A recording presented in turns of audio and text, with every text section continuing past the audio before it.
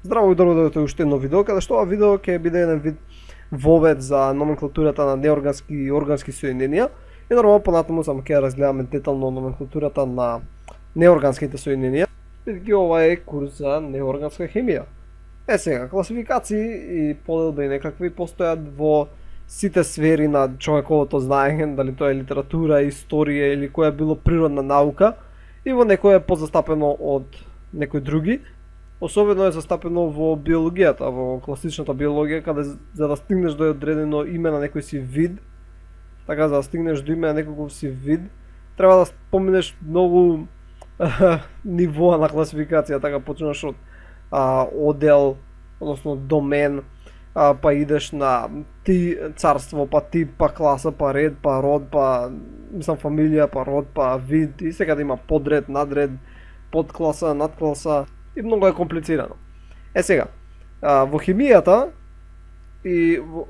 значи постојат огромен број хемиски соединенија и нормално за можат хемичарите ни секај светот се разбираат, мора да има некој си систем стандардизиран за да се добијат имињата на сите тие хемиски соединенија. Како што можете да видите, има многу хемиски елементи, така. Од сите тие хемиски елементи може да се врзат на најразлични начини и тоа немаш ограничување дека можеш само 3 елемента да имаш.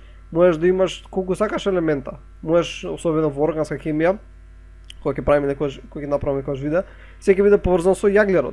Мислам јаглерод, азот, кислород, ќе имаме водород многу, понекогаш сулфур, фосфор и така натаму. Така тоа е значи, многу интересно, например, органска хемија ќе видите овие сега што ќе бележам со сино, ќе имаме некогаш и хлор. Имаме калиум, некогаш натриум.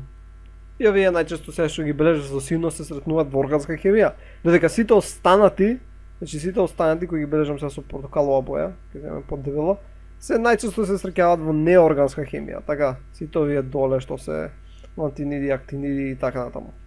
Сега, иако тоа е така, од прилика 23 милиони соединенија кои ги имаме денеска откриено, значи различни соединенија, 90%, како бележам со сина боја, зашто реков нека сина е за органска хемија, 90% се органски соединенија, додека 10% се неоргански соединенија.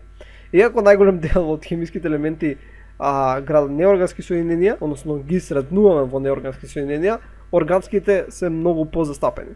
И ова е првиот вид на произволна така поделба во хемијата, не дека хемијата од органска до неорганска е различна, тоа пак се е хемија, но едноставно заради олеснување на некој си начин поделена е на органска и неорганска. Значи органска и не органска. Сега органска се сите соединенија каде што значи се сретнува јаглерод, така.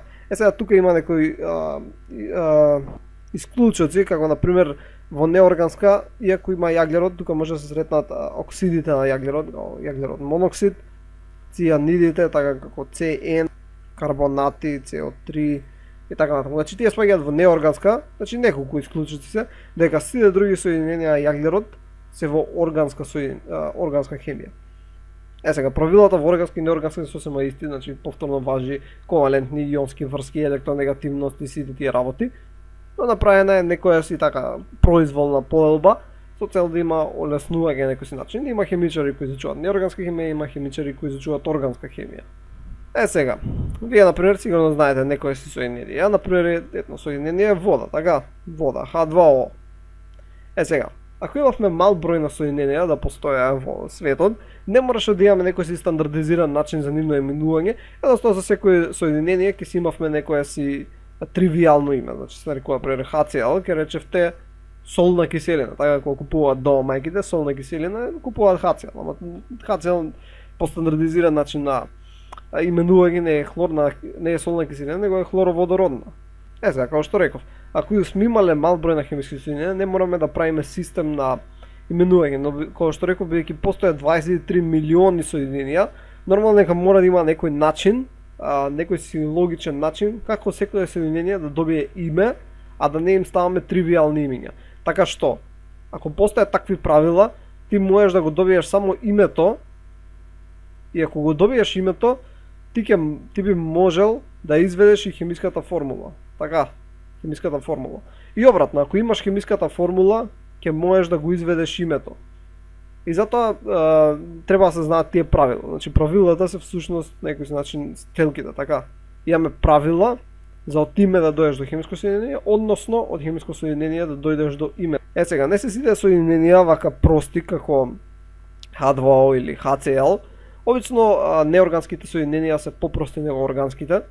Например, дека е десно сликава, имаме молекула вода, што е прилично едноставно.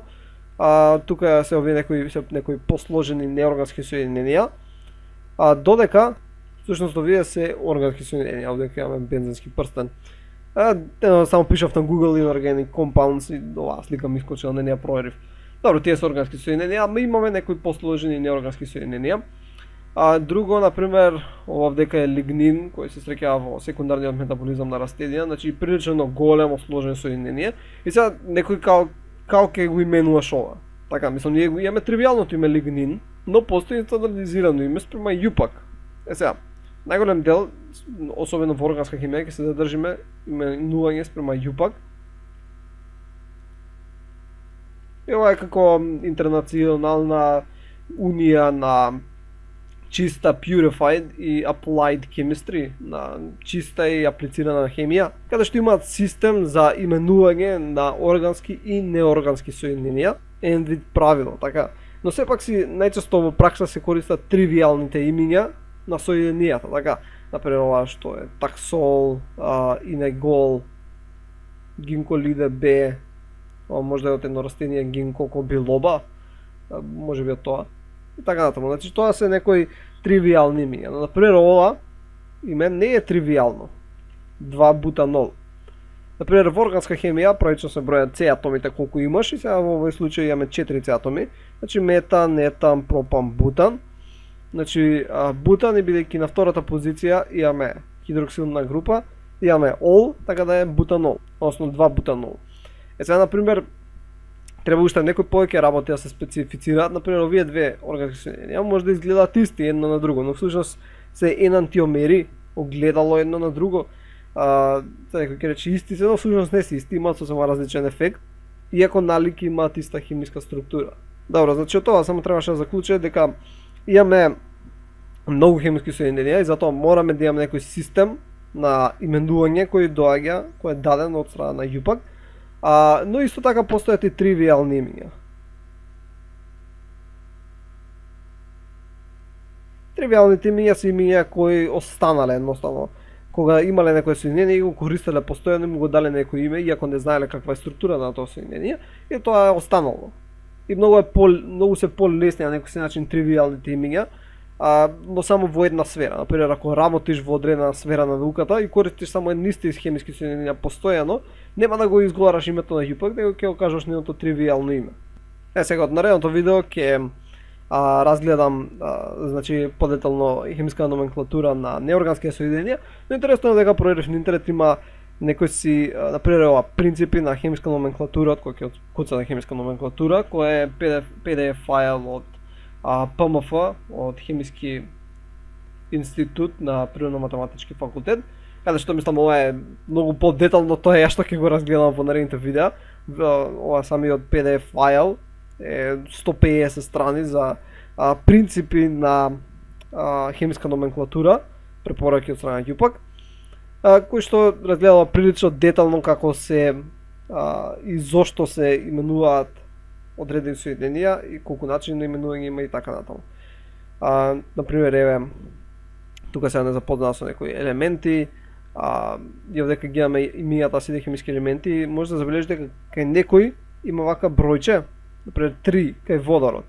Сега зашто тоа е важно, или например кај железо има 4, бидејќи не сите хемиски соединенија ќе се изговараат исто во комплексни соединенија, што ќе ги разгледаме многу понатаму. Например, кај 4, кај железото, латинското име е ферум. Така и така ќе се изговара кога железо ќе биде во склоп на комплексни соединенија. Но и убави се овие табели, значи ги имате овдека во овој PDF файл. Номенклатура некои си иони, што имаме друго, повторно некои си иони, некои си соединенија. Добро, како се пишуваат емпириски формули. е слично некои правила на пишување, зошто елементи да се пишуваат во одреден редослед во дадени соединенија, например, зошто првим стои К, а не стои CL првим? Зошто не е CLK? Зошто е KCL?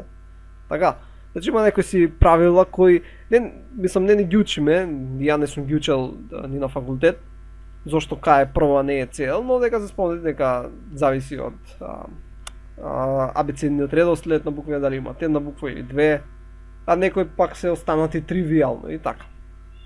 Значи имаме тука некои си различни примери, некои си различни правила, имаме тука комплексни соединенија, тие понатаму ќе ги разгледуваме на крај. Некои функционални групи, овие се од органска хемија, добро, веќе физичка хемија и неорганска хемија, тетраедарски. Ова ќе разгледуваме во органска исто така, овие видови на структури, особено зашто со С атоми ќе работиме, тетраедарски. Што има некои други интересни, стол, тие ги учиме по органска хемија се. Еве за енантиомерите, предходно што спомнав, дека се заогледал на рамнија правила за именување, зошто, што, како.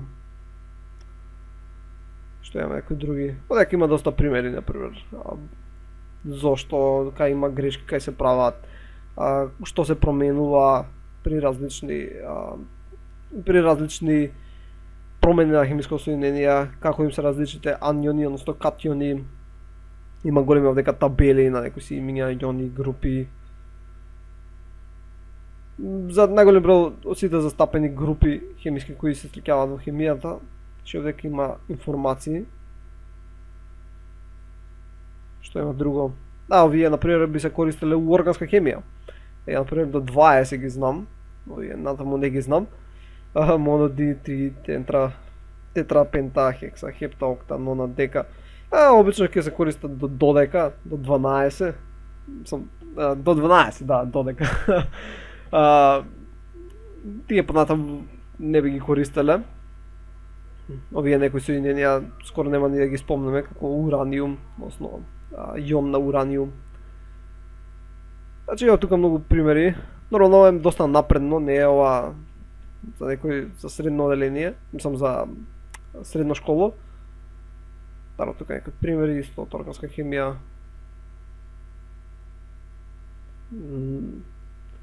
И така, значи ќе си го разгледате. Има доста интересни работи. Сега ако нешто сакате повеќе да знаете. И нормално приметив и други работи имаше на Google кога побарав хемиска номенклатура. Нормално ја како што реков нема од ова да ја предавам. Овдека е доста посложена. Но како што реков за некој што сака повеќе, значи може да го најде на Google, слободен е PDF фајлот. Добро, тоа беше се за овој видео, се надам дека научивте нешто ново и во наредните видеа веќе ќе ја разгледаме подетално хемиска номенклатура на неоргански соединенија, оксиди, хидроксиди, киселини и така.